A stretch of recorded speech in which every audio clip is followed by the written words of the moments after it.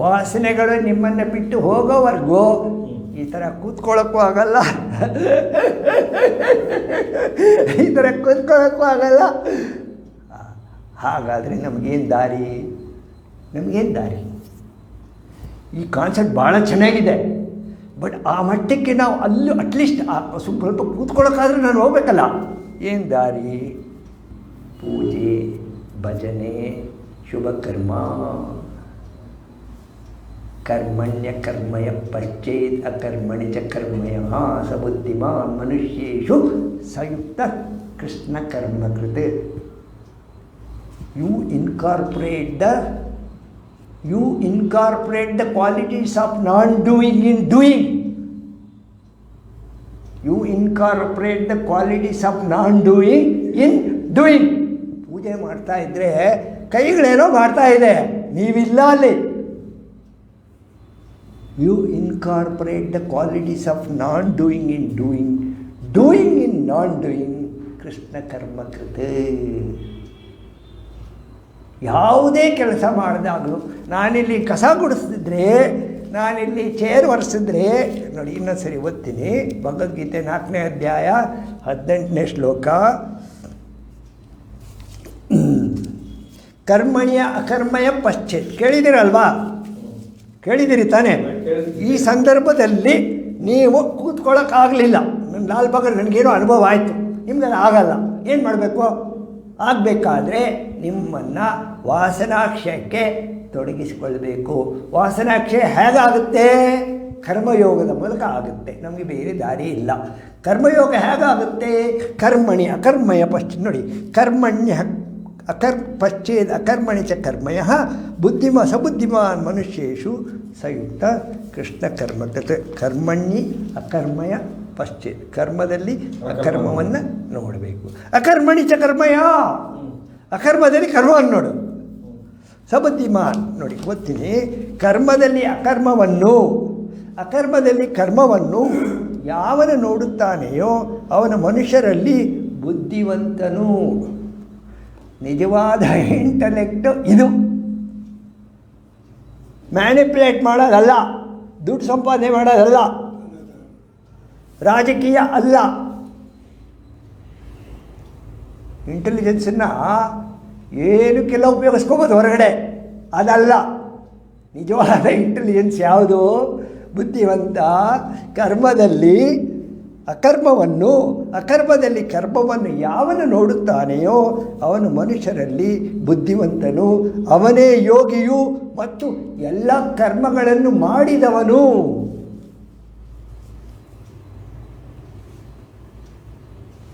ಏನು ಲಾಭ? ಈ ಮೆಥಡಲ್ಲಿ ನೀವು ಕರ್ಮ ಮಾಡ್ತಾ ಹೋದರೆ ಹೊಸ ವಾಸನೆಗಳು ಹುಟ್ಟುವುದಿಲ್ಲ. ಇರೋ ವಾಸನೆಗಳು ಕ್ಷೀಣ ಆಗ್ತಾ ಹೋಗ್ತವೆ. ವಾಸನಾಕ್ಷಯ ಆದಮೇಲೆ ನೀವು ಆ ಥರ ಕೂತ್ಕೋಬೋದು. ಸತ್ವಗುಣದಲ್ಲಿ ಕೂತ್ಕೊಳ್ಬೇಕಾದ್ರೆ ವಾಸನಾಕ್ಷಯ ಆಗಬೇಕು. ಸೊ ನಾವು ಎಲ್ಲಿದ್ದೀವಿ, ನಾವೇನು ಮಾಡ್ಬೋದು, ಎಷ್ಟರ ಮಟ್ಟಿಗೆ ಮಾಡ್ತಾ ಇದ್ದೀವಿ ಎಲ್ಲ ಸ್ವಲ್ಪ ನಮಗೆ ಈಗ ಒಂದು ಸ್ಕೇಲ್ ಇಟ್ಕೊಂಡ್ರೆ ಗೊತ್ತಾಗುತ್ತೆ. ಅಸಾಧ್ಯ ಅಲ್ಲ, ಸಾಧ್ಯ ಇದೆ. ಮಾಡಿ ತೋರಿಸಿ. ಈಗ ನನಗೆ ಆ ಥರ ಜವಾಬ್ದಾರಿ ಇದೆ, ಇದಿದೆ, ಹಾಗಿದೆ, ಮನೆ ಇದೆ, ಮಕ್ಕಳಿದೆ, ನಾನು ಸತ್ತ ಮೇಲೆ ಅವರಿಗೆ ಮಾಡಬೇಕು, ಅವರಿಗೆಲ್ಲ ಮಾಡಿ. ಯಾರು ಬೇಡ ಅಂತಾರೆ? ನಿಧಾನವಾಗಿ ಮಾಡಿ, ಸಮಾಧಾನವಾಗಿ ಮಾಡಿ. ಒಂದು ವೇಳೆ ನಿಮಗೆ ಇದೆಲ್ಲ ಅಬ್ಸರ್ವ್ ಯಾವುದು ಬೇಕಾಗಿಲ್ಲ, ಸುಮ್ಮನೆ ಕೂತ್ಕೊಳ್ತೀನಿ, ಭಾವನೆ ಬಂತು, ಯು ಸಿಟ್ ಲೈಕ್ ರಮಣ ಥರ ಕೂತ್ಕೊಬಿಡಿ. ಒಂದು ವೇಳೆ ಆ ಥರ ಬರಲಿಲ್ಲ, ನನ್ನ ಜವಾಬ್ದಾರಿ ಮಾಡಿ, ಈ ಥರ ಮಾಡಿ. ಕರ್ಮಣಿ ಅಕರ್ಮಯ ಪಶ್ಚೇತ್ ಅಕರ್ಮಣಿ ಚ ಕರ್ಮಯ ಸಬುದ್ಧಿಮಾನ್ ಮನುಷ್ಯೇಷು ಸಂಯುಕ್ತ ಕೃಷ್ಣ. ಅವನು ಬುದ್ಧಿವಂತ. ಸೊ ನಾವು ಎಲ್ಲಿಗೆ ಬಂದ ಈಗ? ತತ್ವ ನೋಡಿ ತುರಿಯೋಕ್ಕಿನ್ನೂ ಹೋಗಿಲ್ಲ. ಸುಷುಪ್ತಿ ಮತ್ತು ಸತ್ವ. ಸೊ ಈ ಭಾವನೆಯನ್ನು ನಮಗೆ ಬರೀ ಆನಂದ ಬುಕ್ಕಲ್ಲಿದ್ದೀವಿ.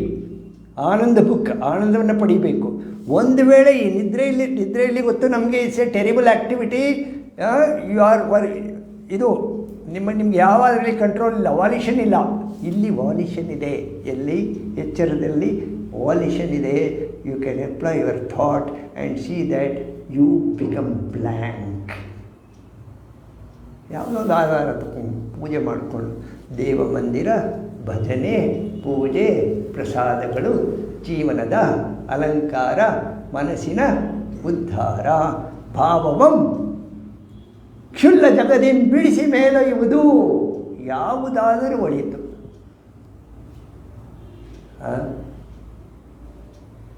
ಸೊ ನಿಮ್ಮ ಮನಸ್ಸೆಲ್ಲಿರಬೇಕು ಅಲ್ಲಿರಬೇಕು. ಕೆಲಸ, ದೇಹ ಕೆಲಸ ಮಾಡಲಿ.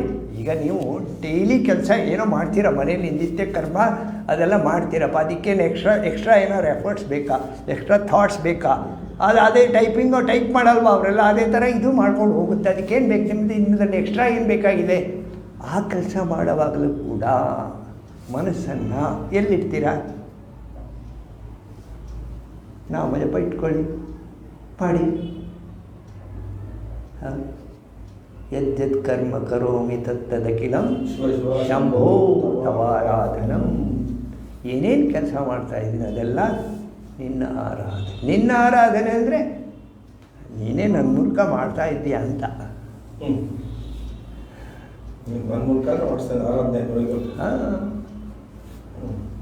You are completely surrendering. ನಿಮ್ದೇನಿದೆ? ಬಾಯಲ್ಲಿ ಹೇಳ್ತೀರಾ ನಮ್ಮದೆಲ್ಲ ನೀನೇದೆಲ್ಲ ದೇವ್ರದ್ದೇ, ನಮ್ಮದೆಲ್ಲ ಮನೆ ಯಾರ ಹತ್ರ ಹೋಗ್ಬಿಟ್ಟು ಎಲ್ಲ ನೋಡೋ, ನಾನು ಹಂಗೆ ಹೇಳ್ತೀನಿ, ಹಂಗೆ ಮಾಡಿ, ಹಿಂಗೆ ಹೇಳ್ತೀನಿ, ಹಿಂಗೆ ಮಾಡುತ್ತೆ, ಅಲ್ಲೋಗೇನೋ ಹೇಳ್ತೀನಿ. ಎಲ್ಲ ದೇವ್ರದೇ, ಎಲ್ಲ ದೇವ್ರದ್ದಂತ ಹೇಳೋದು. ಆಮೇಲೆ ಯಾವುದನ್ನು ಅವನ ನಿಯಮಕ್ಕೆ ಬಿಡಲ್ಲ, ಎಲ್ಲ ನಾನೇ ಅಂತ ಧಾವಂತ ಪಡ್ತಾ ಇರೋದು. ಇದು ಯಾವ ಭಕ್ತಿ? ಒಳ್ಳೆಯದಾದ ನಾನು ಮಾಡದೇ ಇರೋದು. ಅದರಲ್ಲಿ ಬೇರೆ ಬೇರೆ ಲೆವೆಲ್ ಇದೆ.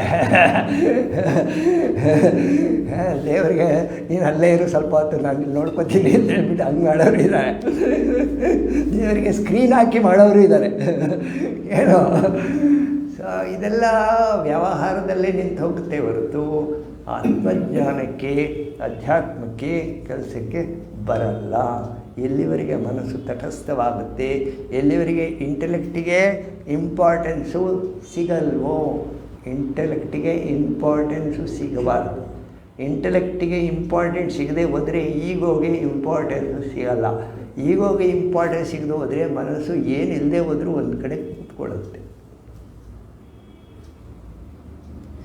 ಕೂತ್ಕೋಬೇಕಾದ್ರೆ ಇಲ್ಲಿ ಒಂದು ಪ್ರೀ ಕಂಡೀಷನ್ ಇದೆ.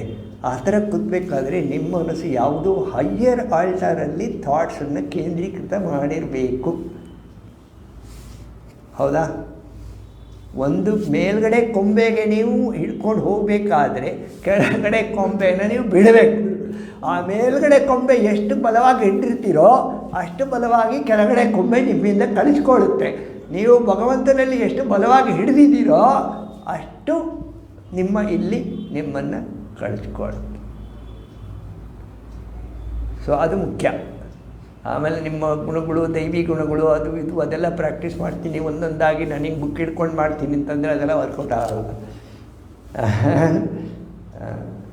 ಅದು ಹೇಳಲ್ಲ, ಯುಕ್ತಿ ಸಾಮ್ರಾಜ್ಯದಲ್ಲಿ, ಯುಕ್ತಿ ಸಾಮ್ರಾಜ್ಯ ಹೊರಗಡೆ ಇರೋದೇನು ನಾವು ನೋಡ್ತಾ ಇರೋದು ಯುಕ್ತಿ ಸಾಮ್ರಾಜ್ಯ. ಎಲ್ಲ ಯುಕ್ತಿ, all people are very smart, ಎಲ್ಲರೂ ಸ್ಮಾರ್ಟೇ, ಎಲ್ಲರೂ ಈಗೋಯಿಸ್ಟಿಕ್ಕು.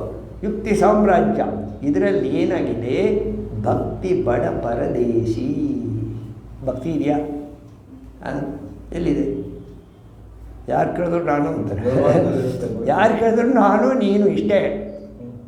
ನೀವು ಯಾರಾದ್ರೂ ಮನೆಗೆ ಹೋಗ್ಬಿಟ್ಟು ನಾನು ಹಾಗೆ ಹೀಗೆ ನಮ್ಮ ಮಗ ಹೀಗೆಂದ್ರೆ ಅವರು ನನ್ನ ಮಕ್ಕಳು ಹೀಗೆ, ನನ್ನ ಮಗ ಹೀಗೆ, ನಮ್ಮ ಗಂಡ ಹೀಗೆ, ನಾನು ಇಬ್ಬರು ಹುಡುಗಿರು ಮಾತಾಡ್ತಾಗಲೂ ಅಷ್ಟೇ, ನನ್ನ ಗಂಡ ಹೀಗೆ, ಅವಳು ನನ್ನ ಗಂಡ ಹೀಗೆ, ಈ ಹುಡುಗರು ನನ್ನ ಹೆಂಡ್ತಿರೋ, ನನ್ನ ಹೆಂಡ್ತಿರೋ, ನನ್ನ ಮನೆ, ನನ್ನ ಮಕ್ಕಳು ಅಂದರೆ ಅವ್ರು ನನ್ನ ಮಕ್ಕಳು. ಬೇರೆ ಏನು ಮಾತಾಡ್ತೀರಾ ನೀವು? ನನ್ನ ಕೆಲಸ ಅಂದರೆ ನನ್ನ ಕೆಲಸ ಅಂತಾನೆ. ನಾನು ಯಾವುದರಲ್ಲಿ ಕಡಿಮೆ ಅಂತ,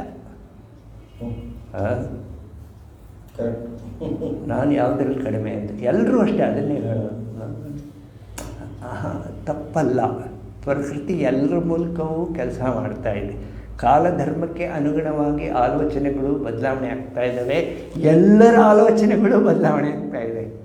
ಒಂದು 50 ವರ್ಷದ ಹಿಂದೆ ಜನಗಳಲ್ಲಿರೋ ಆ ಸಿವಿಕ್ ಸೆನ್ಸು, ಆ ಎಥಿಕ್ಸು, ಮೊರಾಲಿಟಿ ಅದು ಯಾವುದು ಇವಾಗಿಲ್ಲ. ಅವಶ್ಯಕತೆ ಇಲ್ಲ ಅಂತ. ಇದು ಎರಡು, ಒಂದು ತಾತ್ಕಾಲಿಕ ಧರ್ಮ ಅಂತಿದೆ, ಇನ್ನೊಂದು ಶಾಶ್ವತ ಧರ್ಮ ಅಂತಿದೆ. ತಾತ್ಕಾಲಿಕ ಧರ್ಮ ಅನ್ನೋದು ಬದಲಾವಣೆ ಆಗ್ತಾ ಇರುತ್ತೆ, 10 ವರ್ಷಕ್ಕೂ ಚೇಂಜ್ ಆಗ್ತಾ ಇರುತ್ತೆ. ಶಾಶ್ವತ ಧರ್ಮ ಅದು ಚೇಂಜ್ ಆಗಲ್ಲ. ನಮ್ಮ ಆಚರಣೆ ನಾವು ಯಾತಕ್ಕೆ ಮಾಡ್ತಾ ಇದ್ದೀವಿ ಅದು ಶಾಶ್ವತ ಧರ್ಮ, ಅದು ಚೇಂಜ್.